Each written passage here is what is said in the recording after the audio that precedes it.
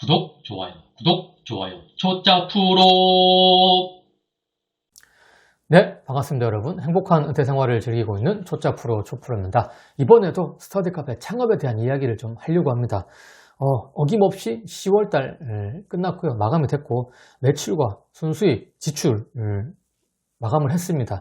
그 이야기, 당연히 일반 영상에서도 이야기를 할 거고, 멤버십 영상에서는 좀 더 디테일하게 이야기를 할 예정입니다.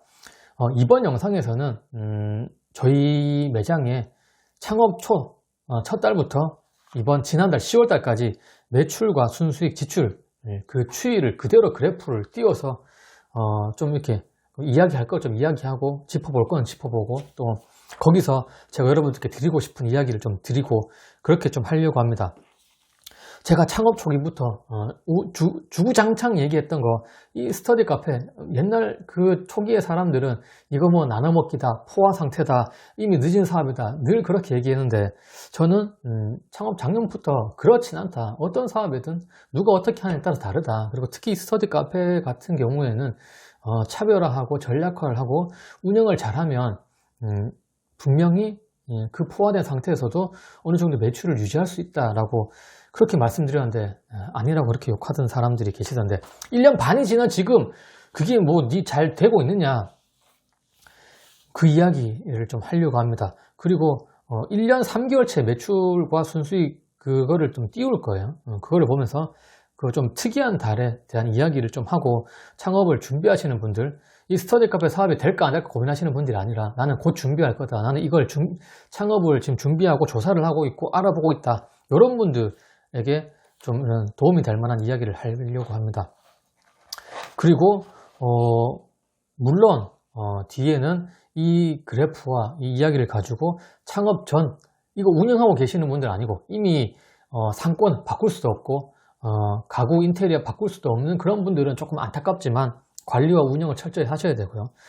창업 전이신 분들 있잖아요. 상권을 내가 선택할 수 있고 가구와 인테리어 뭐 개인으로 하시든 프랜차이즈로 하시든 내가 아직 선택의 기회가 있으신 분들에게 하나의 좀 디테일한 포인트, 두 가지 포인트를 좀 이야기까지 하려고 합니다.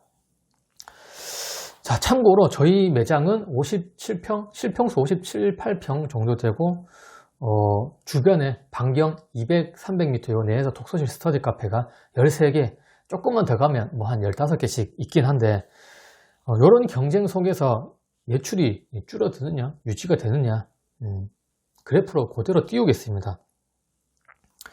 그래프를 보시면 아시다시피 다행스럽게도 저희 매장은 이 각각의 그 월 매출을 점을 찍어서 선형 함수 그래프로 쭉 그어보면 다행히 미세하게나마 오른쪽으로 쫙 올라가고 있다는 것을 보실 수 있을 겁니다. 1년 6개월 동안 많은 사람들이 매출은 점점 줄어들 거라고 하지만 다행히 유지는 되고 있는 것 같아요. 절대적으로 아직까지 가격 할인은 단 한 번도 해보지 않았다는, 가격 할인하면 이 뒤에도 말씀드리겠지만 가격 할인하면 매출은 줄어들 수밖에 없습니다. 그리고 또 중요하게 좀 볼게, 여기서 볼 거는 1월달 지출이 상당히 높고 작년 올 1월달, 그 다음에 올 8월달 지출이 상당히 높은 게 여기 보이실 겁니다. 이거는 부가세도 지출에 넣어야 되기 때문에 1년에 내야 되는 부가세를 납부를 했기 때문에 지출이 좀 높았던 것 같고, 그 이외에 그 달에 순수익이 조금 떨어졌지만 그래도 어느 정도 유지를 하고 있다. 그리고 방학 때인 수능 끝나는 작년 11월, 12월 이때 매출이 조금 약간 하락. 그 다음에 뭐 여름 방학 때, 여름 방학인 2월달, 7월달 조금 낮지만 그 외에 어느 정도 매출은 유지가 되고 있고, 가장 고무적이고 가장 좀 기분 좋은 거는 8월, 9월, 10월 이번 올 8, 9, 10월 달에 매출이 가장 높게 나타나고 있기 때문에 그래도 앞으로도 1년 반이 지났지만 2년 차까지, 3년 차까지도 어느 정도 높은 매출이라기보다는 이게 떨어지지는 않고 어느 정도 매출을 유지할 수 있어서 조금 투자금을 조금 더 빨리 회수를 할 수 있지 않을까, 2년 안쪽으로 당겨질 수 있지 않을까라고 생각합니다. 그래서 이거를 보면 어떤 전략을 짜야 되는지 이런 걸 좀 볼 수 있는데요. 이제는 제가 다시 한번 말씀드리지만 물론 이전에 뭐 상권, 가구 인테리어, 운영 관리, 그 다음에 가격 할인을 하면 안 된다.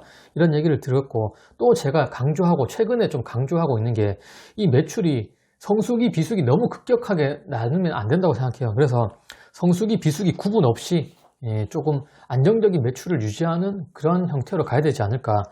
이 그래프만 봐도 나타나는 것 같아요.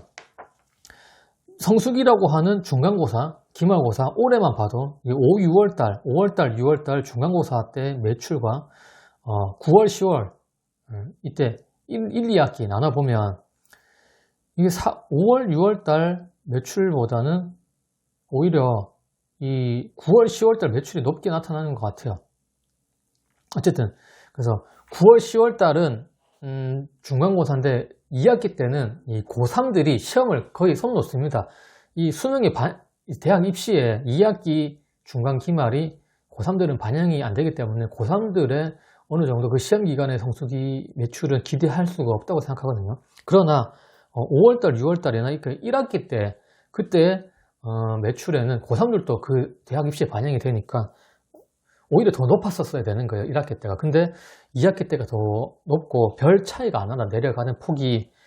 그런 거 봤을 때는 뭐 시험 기간이라고 매출이 높고 시험 기간 아니라고 해서 매출이 낮고 뭐 1학기라고 매출이 높고 2학기라고 매출이 낮고 그럴 필요는 없다고 생각합니다. 그래서 뭐 지금 2월달 빼고 3, 4, 5, 6, 7, 8, 9, 10 매출이 어느 정도 좀 안정적으로 유지가 되고 있다고 생각하거든요.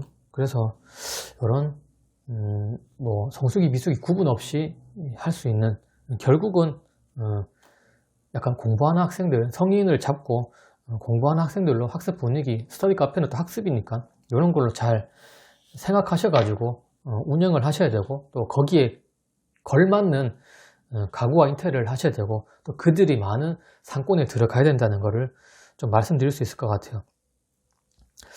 그래서 또 요 매출, 그러면 결론적으로 매출이 한 순수익이 한 1000 정도는 기대할 수 있느냐, 한 500 정도만 해도 된다, 아니지 한 300도 괜찮을 것 같은데 이런 이야기를 하려고 합니다. 순수익 월 1000 과거에는 됐던 것 같아요. 결론적으로 말씀드리면 2, 3년 전에는 60평대만 해도 월 1000은 순수익이 충분히 났었던 것 같습니다. 자석이 한 60, 70기 정도 이렇게 왔다 갔다 하면 어느 정도 되는 것 같은데, 물론 이게 뭐 평수가 100평 넘어가고 자석이 100평 넘어가면 매출이 한 2, 3천 넘어가겠죠.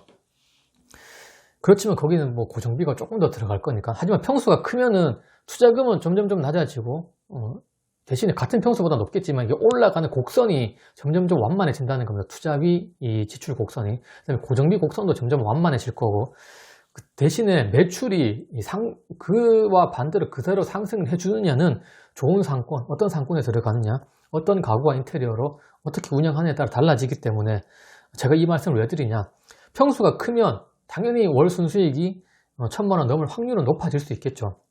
하지만 가성비를 따져야 되잖아요. 가성비를 따지면 한 60평, 70평대인데 60평, 70평대로 순수익 월 1000 가능할 수도 있고 가능하지 않을 수도 있을 것 같아요. 앞으로 월 1000 과거 얘기다, 그런 말은 이제는 하면 안 될 것 같습니다. 왜냐? 저도 월 1000을 최근에도 찍어봤고 월 1000 이상을, 그 다음에 월 1000 수직 밑으로도 내려와 봤고, 어떻게 하냐에 따라서 충분히 가능할 수도 있고 내려갈 수도 있고 안 될 수도 있다. 하지만 평수가 작잖아. 절대적인 평수, 절대적인 자석이 작으면 한 40평대 이러면 순수익 월 1000은 조금 불가능할 수도 있다. 40평대면은 일단은 뭐 월세는 어느 정도 많이 차이 안 날 거니까, 그 다음에 지출도 어느 정도 좀 들어가줘야 돼요. 그래서 40평대 하면은 월 1000 수익은 불가능할 확률이 많다. 현재로서는, 지금 분위기에서는.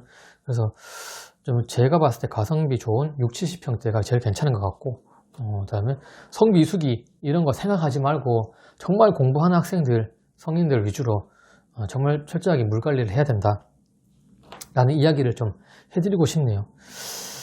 이번 영상에서는 이렇게 얘기하고 이번에 넘어가서 멤버십 영상에서 두 가지 포인트, 그 단가와 월세에 대한 이야기를 하려고 합니다. 안녕히 계십시오. 구독, 좋아요, 구독, 좋아요, 초짜 프로.